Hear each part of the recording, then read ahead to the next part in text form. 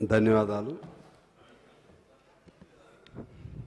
ముందుగా మీకు అలాగే ముఖ్యమంత్రి గారికి, లెజిస్లేచర్ మంత్రి గారు శ్రీధర్ గారికి, అలాగే ప్రభుత్వ మంత్రులకు మనస్ఫూర్తిగా ధన్యవాదాలు తెలియజేస్తున్నాను. నేను 2009 నుంచి 14 వరకు మొదటిసారి ఎమ్మెల్యేగా ఉన్నాను. ఇలా ఇన్ని రోజులు ఇంత సమయం అప్పుడున్న తెలంగాణ యాజిటేషన్ కానీ ఏదైనా కానీ చర్చలు జరగలేదు. ఇప్పుడు ఈ అసెంబ్లీలో వాకౌట్లు లేవు, గెట్అవుట్లు లేవు, నెక్అవుట్లు లేవు, అంతా హ్యాపీగా ఉన్నారు. చాలామంది చాలా అద్భుతంగా చెప్తున్నారు.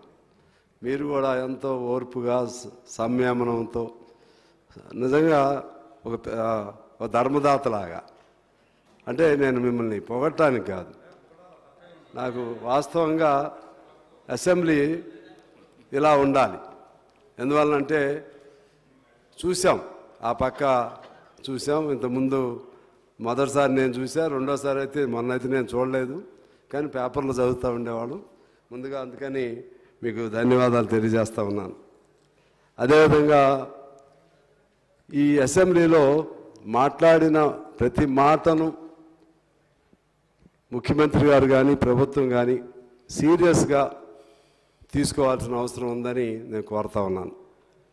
సహజంగా చర్చలు జరుగుతూ ఉంటాయి, చెప్తూ ఉంటారు. మీ ఆలోచన ప్రకారం ప్రభుత్వం మీకు ఉన్నటువంటి పరిమితులు, మీకు ఉన్నటువంటి ఇబ్బందుల దృష్ట్యా మీ పనిలో మీరు పోతూ ఉంటారు. కానీ ఇవాళ ఆవేదన వెలిపుచ్చిన సభ్యుల ఆవేదన వెనుక ఆ నేపథ్యంలో, ఆ వెలుగులో మీరు నిర్ణయాలు కానీ బడ్జెట్ని కానీ తయారు చేస్తే ఒక వెలుగులు జిమ్మేటువంటి కొత్త తెలంగాణను చూడగలుగుతాం. నేను మొదటి నుంచి కూడా నేను చెప్తా ఉంటాను అధ్యక్ష, ఇది బడ్జెట్ అనేది పర్సన్ సెంట్రిక్ బడ్జెట్గా ఉండాలి అని చెప్తా ఉంటాను. Person centric means involving every person to get something from the budget. ఇప్పుడు ఏమవుతుంది, కొద్ది సెక్షన్లకేమో ఫలితాలు ఉంటున్నాయి, ఎక్కువ భాగానికి ఎటువంటిది ఉండట్లేదు. ఆ క్రమంలో ఇప్పుడు దాన్ని ఎలా సరిదిద్దారు అనేది సరే. ఇప్పుడు బడ్జెట్ని మీరు తయారు చేయలేకపోయినా మాలాంటి వాళ్ళని చెప్పినటువంటి అభిప్రాయాలను పరిగణలో తీసుకుని వాళ్ళని in due course I request all the government to accommodate such the persons who are not provided any opportunities and other things. ముఖ్యంగా నిన్ను కొంత చెప్పాను, అయినా సరే చెప్పక తప్పదు. మన రాష్ట్రంలో ప్రభుత్వ లెక్కల ప్రకారం 2 కోట్ల మందికి పైగా నాకు తెలిసి, అంటే if not it is 100% correct, కొంతమేరకు 60% నేను గవర్నమెంట్ లెక్కలే తీసుకున్నాను. 2 కోట్ల మంది అసంఘటిత రంగంలో నివసిస్తున్నారు. This budget has not touched at all even any 1% of unorganised sector. వాళ్ళని కవర్ చేయడానికి మీకు ఎక్కువ డబ్బులు అవసరం ఉండదు నాకు తెలిసి. నేను తీసుకున్న లెక్క ప్రకారంగా లేబర్ ఆఫీసులో తీసుకున్నాను, 1,07,00,000 మంది ఈపీఎఫ్ పొందుతూ ఉన్నారు అధ్యక్ష. వారికి మినిమం వేజ్ లేదు. మినిమం వేజ్ ఎవరు ఇవ్వాలి? మినిమం వేజ్ ఇవ్వాల్సింది సింగరేణి. ఇప్పుడు మన ముఖ్యమంత్రి గారు కూడా కాంగ్రెస్ అధ్యక్షుడిగా ఉన్నప్పుడు అప్పుడు ప్రభుత్వానికి ఒక లెటర్ కూడా రాశారు. అంటే జీవో 20, 21, 22, 23, 24, 25 5 జీవోస్ మినిమం వేజ్ పెంచడానికి బీఆర్ఎస్ ప్రభుత్వం ఉన్నప్పుడు తయారు చేశారు. వాటిని గెజిట్లో పెట్టమని రేవంత్ రెడ్డి గారు కూడా రాశారు. దయచేసి వాటిని గెజిట్లో ఇంక్లూడ్ చేస్తే automatically that will be compulsion on every private sector are government sector to provide at least minimum wage. అవి గెజెట్లో పెట్టకపోబట్టి మా సింగరేణి లాంటి వాళ్ళు పే చేయగలిగిన శక్తివంతులు కూడా వాళ్ళు మిగిలిన వాళ్ళు కట్టట్లేదు కాబట్టి మేము ఇవ్వలేము అంటున్నారు. అధ్యక్ష, దాదాపు 30,000 మంది అనార్గనైజ్డ్గా మా దగ్గర ఉన్నారు. అదేవిధంగా జెన్కోలో 22-23,000 మంది ఆర్టిజన్ల పేరుతో ఉన్నారు. ఈ పద్ధతుల్లో నేను for ever kind understanding and idea just I go on reading I will try to complete my entire speech within 7 to 10 minutes. అందువలన దాని వైపు వారు శ్రద్ధ పెట్టి అసంఘటిత రంగానికి ఏదైనా ఒక చట్టం తయారు చేస్తే బాగుంటుందనేది నేను వారిని కోరుతున్నాను. ముఖ్యమంత్రి గారిని కోరుతున్నాను, ఇతర మంత్రివర్యులను కోరుతున్నాను, మంత్రివర్గాన్ని కోరుతున్నాను. ప్రతి ఒక్కరికి మీ చట్టమే, మీరు చేసిన చట్టమే ఇది. మీరు చేసిన చట్ట ప్రకారంగా మినిమం వేజ్ ఇస్తే వాడు బతుకుతాడు. 2 కోట్ల మంది బతికితే మీ ప్రభుత్వానికి డోకా ఉండదు. ఇప్పుడు రైతులకు ఇస్తున్నారు, కొన్ని సెక్షన్స్కి ఇస్తున్నారు, కానీ మొత్తం ప్రజలు తెలంగాణ రాష్ట్రం అంతా, నేను రైతు బిడ్డనే లేకపోతే రైతు కుటుంబమే, కానీ రైతులు లేకపోతే కొద్ది మందితోనే నడవదు. అసలు శ్రమ అంతా ఒక చోట నుంచి వస్తుంది. శ్రమ చేస్తున్న వాళ్ళని గుర్తించట్లేదు.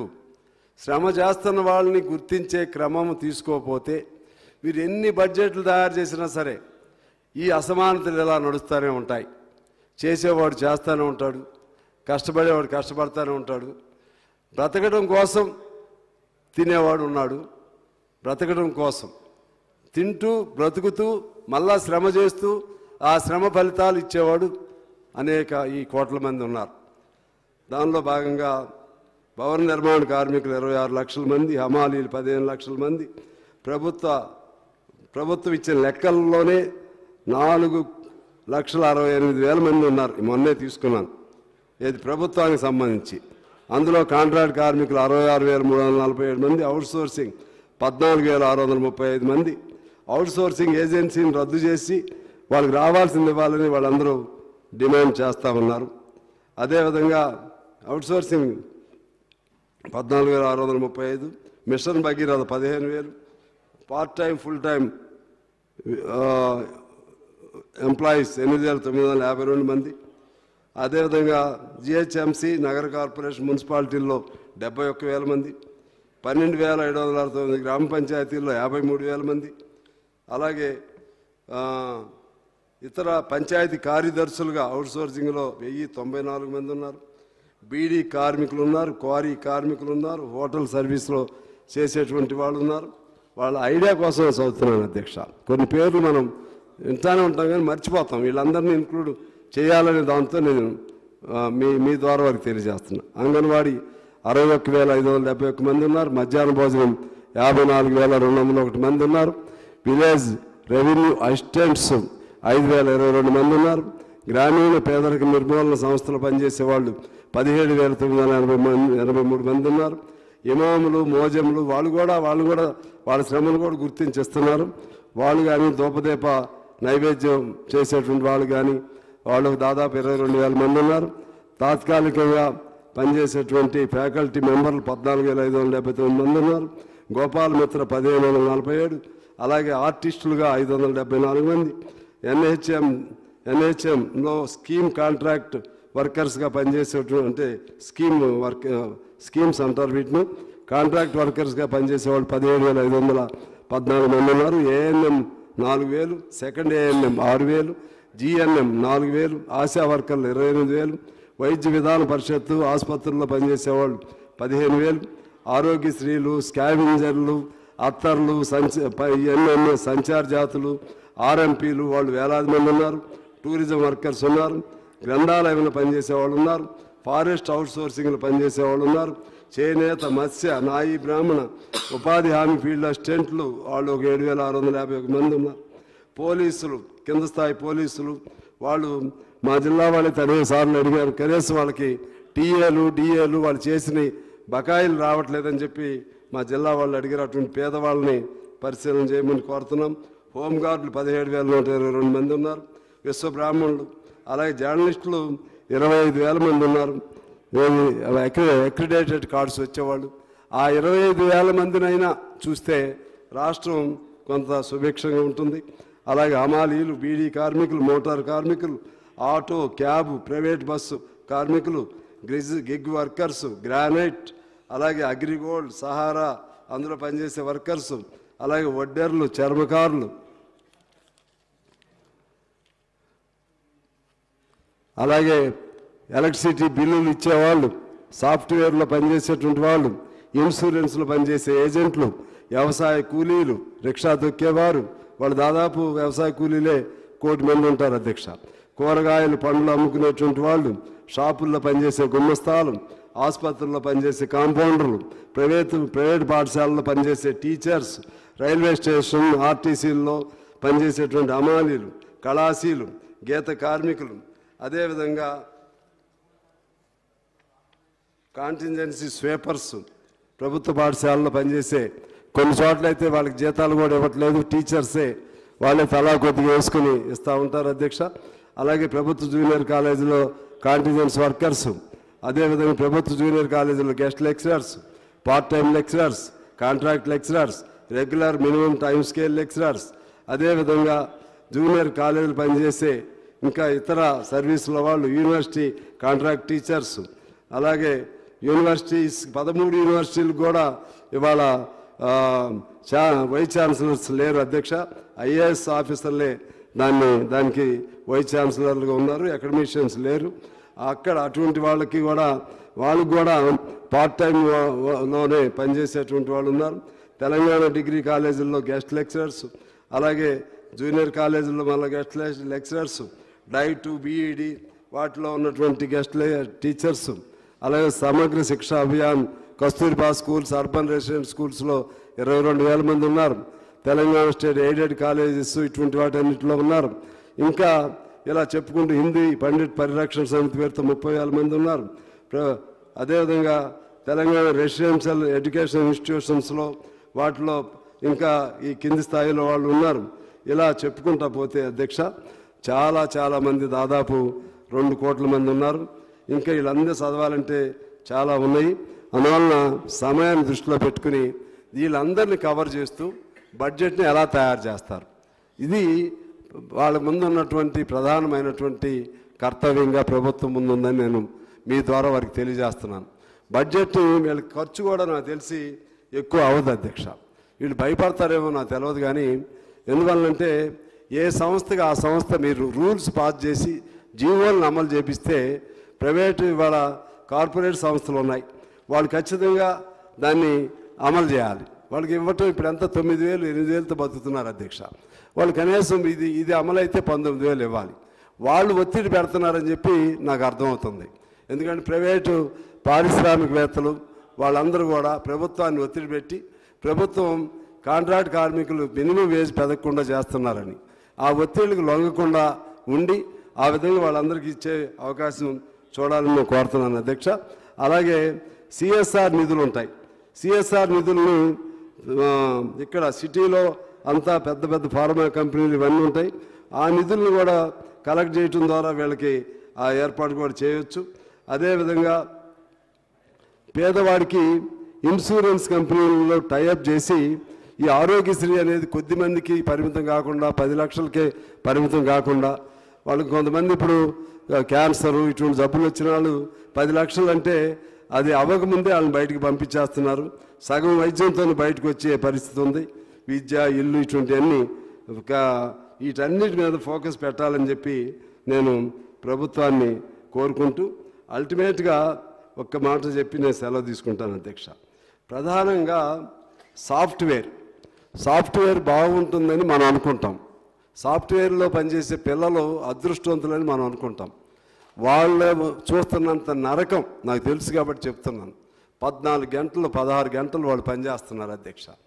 వాళ్ళపైన నియంత్రణ లేకపోతే సాఫ్ట్వేర్ అంటే కేవలం డబ్బులు ప్రభుత్వానికో లేకపోతే ఆ కంపెనీ యజమానులకో డబ్బులు రావటం, ఆ పిల్లలకు కూడా కొద్ది రోజులు వస్తాయి జీతబత్యాలు, తర్వాత ఇక వాళ్ళ నడువులు ఇరిగిపోతాయి, చేయలేరు, బయటకు వచ్చి ఏరే పని చేయలేరు.